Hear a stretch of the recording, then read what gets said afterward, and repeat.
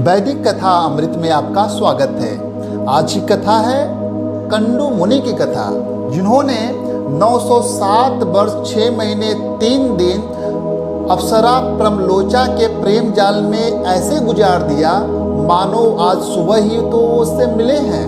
यह कथा विष्णु पुराण में आती है और भागवत पुराण में आती है। तो आइए कथा शुरुआत करने के पहले हम लोग भगवान से प्रार्थना करते हैं। ओम नमो भगवते वासुदेवाय। नारायणं नमस्कृतं नरं चैव नरोत्तमं देवीं सरस्वतीं व्यासं ततो जयमुदीरये। पूर्व काल में वेद वेताओं में श्रेष्ठ एक कंडू नामक मुनीश्वर थे। उन्होंने गोमती नदी के परम रमणीय तट पर घोर तपस्या किया। तब उनकी तपस्या से इंद्र को भय हुआ और उनके तपस्या को तपोभ्रष्ट करने के लिए उन्होंने प्रमलोचा नामक एक अति सुंदर उत्तम अप्सरा को उन्होंने नियुक्त किया। उस मंजू हासिनी ने उस ऋषि श्रेष्ठ को विचलित कर दिया। उसके द्वारा क्षुब्ध होकर वे 100 से भी अधिक वर्षों तक विषयासक्त चित्त से मंदराचल की कंदरा में रहे। कहते हैं कि 100 से अधिक, मतलब यहाँ पर बार टोटल जो है 907 साल 6 महीने 3 दिन उन्होंने बिता दिए। तब हे महाभाग, एक दिन उस अप्सरा ने कंडू ऋषि से कहा, हे ब्राह्मण, अब मैं स्वर्गलोक को जाना चाहती हूँ, आप प्रसन्नतापूर्वक मुझे आज्ञा दीजिए। उसके ऐसे कहने पर उसमें आसक्त चित्त हुए मुनि ने कहा, भद्रे, अभी कुछ दिन और रहो। उनके ऐसा कहने पर उस सुंदरी ने महात्मा कंडू के साथ अगले 100 वर्ष तक और रहकर नाना प्रकार के भोग भोगे। तब भी उसके यह पूछने पर कि भगवान, मुझे स्वर्गलोक को जाने की आज्ञा दीजिए। ऋषि ने यही कहा कि अभी और ठहरो। तदंतर 100 वर्ष से कुछ अधिक बीत जाने पर उस सुमुखी ने प्रणय युक्त मुस्कान से सुशोभित वचनों से कहा, ब्राह्मण, अब मैं स्वर्ग को जाती हूँ। यह सुनकर मुनि ने उस विशालांची को आलिंगन कर कहा, ऐ शुभ्रे, अब तो तू बहुत दिनों के लिए चली जाएगी, इसलिए क्षण भर तो और ठहर। तब वह सुश्रोषणी सुंदर कमर वाली उस ऋषि के साथ क्रिया करते हुए 200 वर्ष से कुछ कम और रही। हे महाभाग, इस प्रकार जब जब वह सुंदरी देवलोक को जाने के लिए कहती, तभी तभी कंडू ऋषि उससे यही कहते, अभी ठहर जा।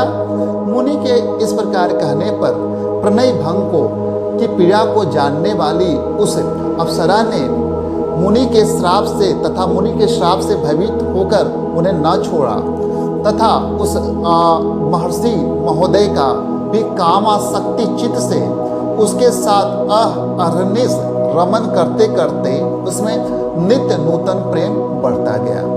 एक दिन वे मुनिवर बड़ी शीघ्रता से अपनी कुटी से निकले। उनके निकलते समय वह सुंदरी बोली, आप कहाँ जा रहे हैं? उसके इस प्रकार पूछने पर मुनि ने कहा, हे शुभे, दिन अस्त हो गया है, इसलिए मैं संध्योपासना के लिए करूँगा, नहीं तो नित्य क्रिया भ्रष्ट हो जाएगी। तब वो सुंदर दांत वाली अप्सरा प्रमलोचा ने हंसकर कहा, हे धर्म सर्वज्ञ, क्या आज आपका दिन अस्त हुआ है? हे विप्र, अनेक वर्षों के पश्चात आज आपका दिन अस्त हुआ है, इससे कहिए आप किसको आश्चर्य न होगा। मुनि बोले, भद्रे, नदी के इस सुंदर तट पर तुम आज सवेरे ही तो आई हो। मुझे भली प्रकार में स्मरण है, मैंने आज ही तुमको अपने आश्रम में प्रवेश करते देखा था। अब दिन के समाप्त होने पर यह संध्या काल हुआ है, फिर सच तो कहो, ऐसा उपहास क्यों करती हो? तब प्रमलोचा बोलती है, ब्राह्मण, आपका यह कथन कि तुम सवेरे ही आई हो ठीक है, इसमें झूठ नहीं, परंतु उस समय को तो आज सैकड़ों वर्ष बीत चुके। तब उस विप्रवल ने विशालाक्षी से कुछ घबराकर कहा, अरे भीरू, ठीक ठीक बता, तेरे साथ रमन करते हो मुझे कितना समय बीत गया?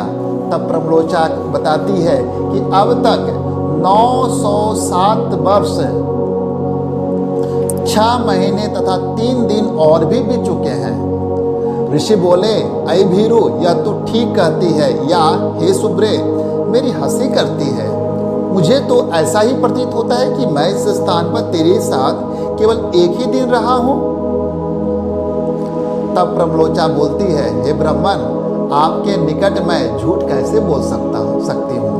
और फिर विशेषतः उस समय जब आज आप अपने धर्म मार्ग का अनुसरण करने में तत्पर होकर मुझसे पूछ रहे हैं। तो इस प्रकार मुनि हैं जो अपने को धिक्कारते हैं, कहते हैं मुझे धिक्कार है, मुझे धिक्कार है। ऐसा कहकर स्वयं ही अपने को बहुत कुछ भला बुरा कहते हैं। मुनि कहते हैं, ओह मेरा तप नष्ट हो गया, जो ब्रह्म बेताओं का धन था वह लुट गया और विवेक बुद्धि मारी गई। अहो, स्त्री को तो किसी ने मोह उपजाने के लिए ही रचा है। मुझे अपने मन को जीत कर 6 उर्मियों से अतीत पर ब्रह्म को जानना चाहिए, जिसने मेरी इस प्रकार की बुद्धि को नष्ट कर दिया। उस काम रूपी महाग्रह को धिक्कार है। नरग्राम के मार्ग रूप इस स्त्री के संग से वेद भगवान की प्राप्ति के कारण रूप मेरे समस्त व्रत नष्ट हो गए हैं। इस समय इस प्रकार उन धर्मज्ञ मुनिवर ने अपने आप ही अपनी निंदा करते हुए वहां बैठी हुई उस अप्सरा से कहा, अरे पापनी, अब तेरी जहां इच्छा हो चली जा। तूने अपनी भाव भंगी से मुझे मोहित करके इंद्र का जो कार्य किया था वह पूरा कर लिया। मैं अपने क्रोध से प्रज्वलित हुए अग्नि द्वारा तुझे भस्म नहीं करता हूँ, क्योंकि सजनों के मित्रता 7 पग साथ रहने से ही हो जाता है, और मैं तो इतने दिन तेरे साथ निवास कर चुका हूँ। अथवा इसमें तेरा दोष भी क्या है?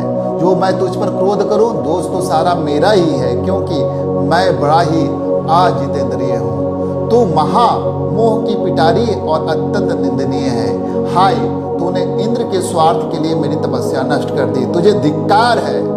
हे ब्रह्म ऋषि, उस सुंदरी से जब तक ऐसा कहते रहे तब तक वह भय के कारण वो जो अप्सरा प्रमलोचा है उनसे पसीने में सराबोर होकर अत्यंत कांपती रही। इस प्रकार जिसका समस्त शरीर पसीने से डूबा हुआ था और जो भय से थरथर कांप रही थी, उस प्रमलोचा से मुनि श्रेष्ठ कंडू ने क्रोधपूर्वक कहा, अरे तू चली जा, चली जा।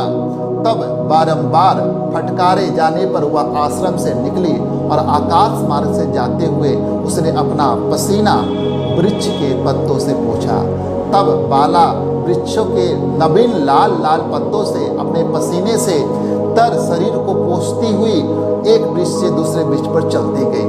उस समय ऋषि ने उसके शरीर में जो गर्भ स्थापित किया था वह रोमांच से निकले हुए पसीने के रूप में उसके शरीर से बाहर निकल आया।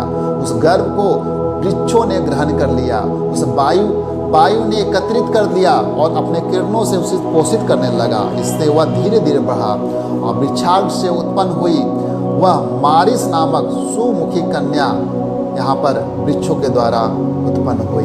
तो यह जो कन्या थी, जो अप्सरा प्रमलोचा कंडू मुनि और उसको जो उन्होंने पाला था वायु देवता और वृक्षों के देवता, इन सबकी संतानें थी।